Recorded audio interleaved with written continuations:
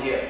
Now we're going to add the hands with the footwork so that you can practice both the upper torso and the legs. So to begin with, we're going to start this form off with a salute or bow. We'll start off, bring the right foot forward, coming together with a bow, and back, and then start the form. The bow comes first, stepping out, hands come together, come back. From this position with the fist to the side, you're going to bring the foot around high this time, above the head if possible, and in a slow fashion so that you can strengthen your thigh muscles and come down into a horse stance to the other side. When you bring your horse stance, the hands come down, this one horizontal to the floor, this one horizontal to the floor, perpendicular. This is the right horse stance. Now we're going to take the left foot around, over the head, and down into a horse stance on the left side. Notice the hand position is still the same. The head looks to the left in a left horse stance. It looks to the right in a right horse stance. From here, we're going to shift to the right to a right bow and arrow. The hands go gently straight out. The right hand is in a fist. The left hand is open with the fingers pointed straight up. From here, we're going to shift back. Cross the arms as you shift back, both hands open, and they execute a double block. This is the hook stance. The hands S-shape. Nice curve. Both hands open. From here, you do the same thing with your hands with the crane. Notice the nice gentle curves of the arms. Hands hyperextended.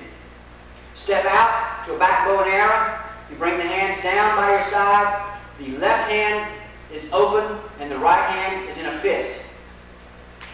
So it looks this way. The right hand protects the ribs. The left hand is in a blocking position.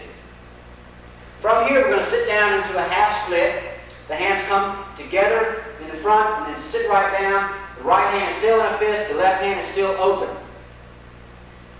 The arms are bent slightly and stretched out. Fingertips straight up. Step forward into a right forward stance.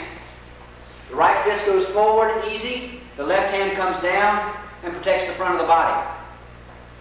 The hips and shoulders nice, pull around nice and straight. From here, we go to a cat stance.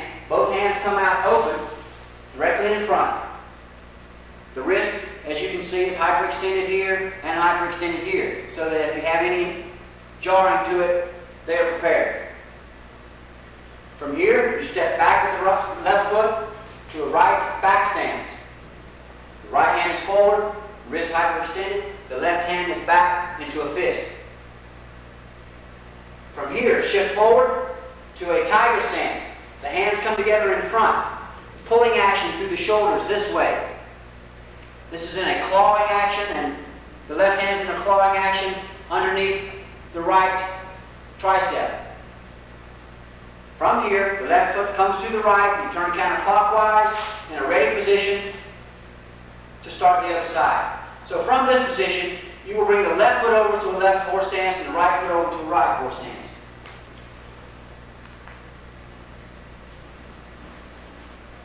And then you start with the opposite side. Everything exactly the same. Left, bow and arrow, so on and so forth. Everything from this point is opposite hand. When you get to the very end, you will turn in this position, and then we'll step forward with the bow to finish up the form.